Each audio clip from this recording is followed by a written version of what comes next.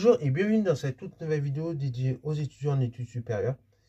Dans cette vidéo, je vous propose la chose suivante, c'est d'apprendre à résoudre des équations avec des changements de variables. Okay, donc l'idée, ça va être de résoudre l'équation suivante.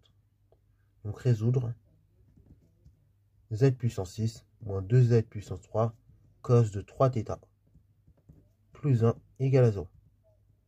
Bien évidemment, θ, c'est un réel qui peut être quelconque. Donc là, on nous demande de résoudre cette équation. Je vais laisser mettre la vidéo en pause et ensuite tenter la résolution de cette équation. Sur ce, donc, correction. Alors, bon, on y va. Donc là, ici, c'est sympa. Déjà, on peut repérer qu'on a une équation, certes, à coefficient complexe, mais les coefficients, en fait, sont même plus simples que complexes. Ils sont même réels. Donc là, on est assez content parce qu'on se dit, bon, bah, finalement, ça va être assez simple, ça va être un jeu d'enfant. Par exemple, moi qui aime la forme canonique, bah là, je vais être assez satisfait. Parce que là, pour le coup, il n'y a pas besoin de se casser la tête. Enfin, je ne vais pas me casser la tête à devoir calculer les racines carrées d'un nombre complexe. Et donc, forme canonique va très bien pouvoir fonctionner. Donc là, première chose qu'il faut voir, c'est qu'il faut voir qu'on peut faire un changement de variable. En effet, z puissance 6 moins 2z puissance 3 cos de 3θ plus 1 égale à 0. C'est équivalent à l'équation z au cube, le tout au carré comme ceci, c'est mieux, moins 2z au cube cos 3θ plus 1 égale à 0. Bon, là, ce qui peut être assez astucieux, c'est se dire, bon, bah, ok, z cube, je vais le prendre comme une variable que je vais appeler grand Z. Et donc là, on va poser que grand Z égale z au cube. Comme ça, en fait, quand j'aurai trouvé la valeur de z, de grand Z, bah après, il suffira juste de chercher les racines cubiques de z au cube. Et comme ça, j'aurai l'ensemble des racines z qui marchent. Donc là, du coup, j'ai grand Z au carré moins 2 fois grand Z cos de 3θ plus 1 égale à 0. Donc du coup,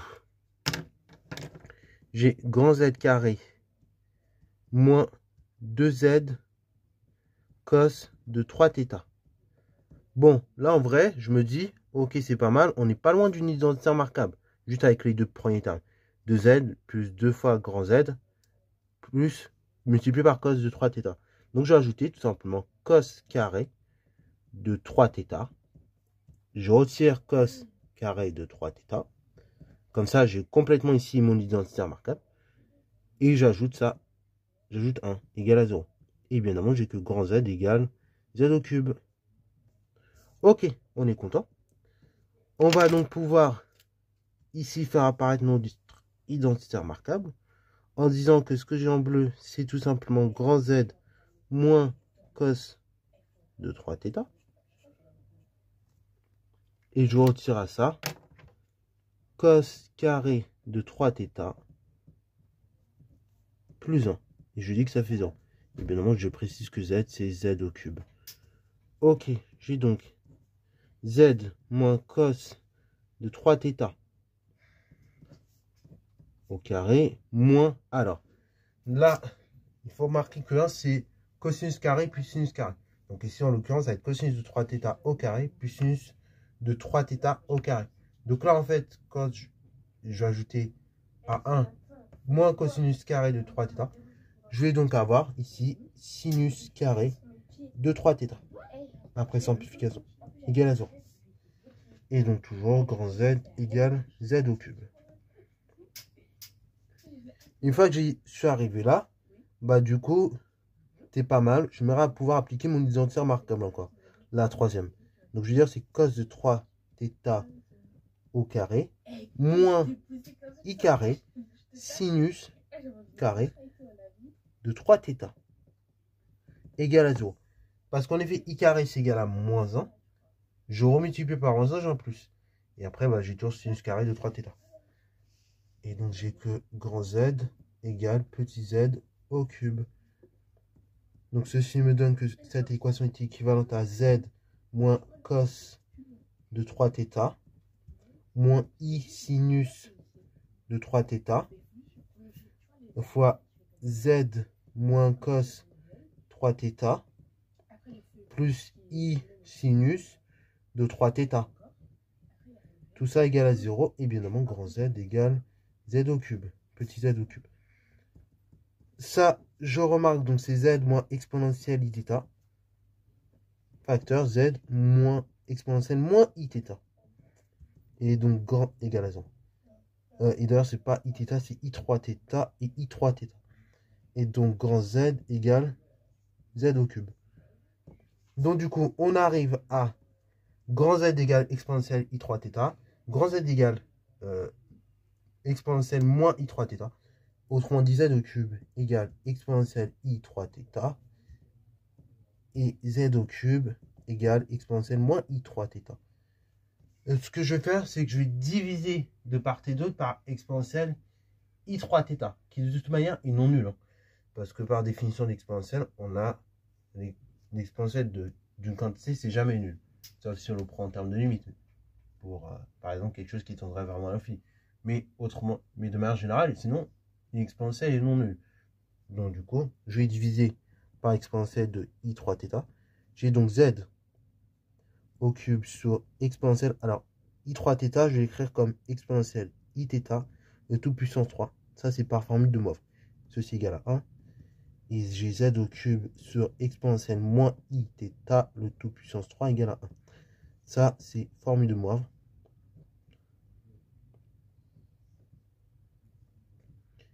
Et car exponentielle i3θ différent de 0 et exponentielle moins i3θ est également différent de 0.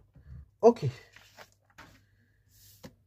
On va donc pouvoir dire la chose suivante. Une fois qu'on a écrit ces deux équations-là, on va simplifier. On va dire donc qu'on a z sur exponentielle iθ, le tout puissance 3 égale à 1, et z sur exponentielle moins iθ, le tout puissance 3 égale à 1. Donc du coup, je vais pouvoir dire que d'une part, z sur exponentielle iθ appartient à l'ensemble des racines troisième de l'unité, et z sur exponentielle moins iθ, que je vais d'ailleurs écrire z exponentielle iθ, appartient à l'ensemble des racines troisième de l'unité. L'ensemble des racines troisième de l'unité, est-ce qu'on se rappelle? Bah oui, l'ensemble des racines troisième de l'unité, c'est l'ensemble des exponentielles i de kpi sur n pour k compris entre 0 et 2. Bon, et en vrai, celles-ci, on les connaît bien.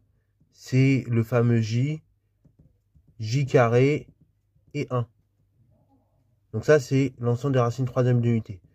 Bon, pour l'écrire de manière explicite, ça fait donc EI 2pi sur 3, EI 4pi sur 3, et EI donc 0, ce qui fait 1. Ok. Voilà. Donc là, U3, c'est l'ensemble des racines troisième d'unité, on a ça. Donc du coup, on réinjecte.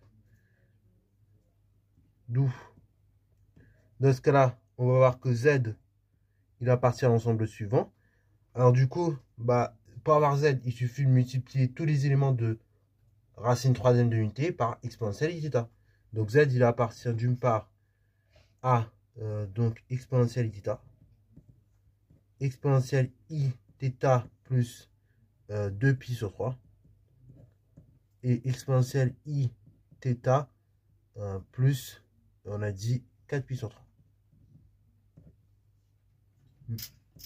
Z appartient à ça, et Z appartient aussi à l'autre ensemble. Il appartient aux deux. Il appartient également à l'ensemble. Donc là, je vais diviser cette fois-ci par exponentielle iθ pour avoir donc ici la valeur de Z.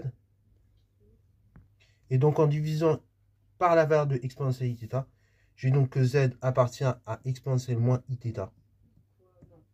Exponentielle donc i facteur moins θ plus 2pi sur 3. Et exponentielle i moins θ moins plus 4pi sur 3. Ils se mettent très rigolo d'un point de vue logique. En fait, c'est même pas des x que je devrais écrire, c'est des ou. Parce que ça vient de là. On n'a qu'un produit de deux facteurs est nul, c'est seulement si l'un des deux facteurs est nul. Ok, donc soit celui-là est nul ou soit celui-là est nul. Donc en fait, j'ai soit ça égale à 0, soit ça égale à 0. Enfin, soit cette quantité-là qui est vraie, ou soit cette égalité-là qui est vraie. Donc du coup, t'es good parce que du coup, ça va me donner cet ensemble. Soit Z, il appartient à cet ensemble de solutions-là, ou Z, il appartient à cet ensemble de solutions-là. Ok. Donc si je dois condenser un petit peu l'affaire quand même, parce que mine de rien, il faut condenser, et bah ainsi. Alors, est-ce que j'ai nommé l'équation? Non. Donc, on va mettre l'ensemble des solutions de l'équation.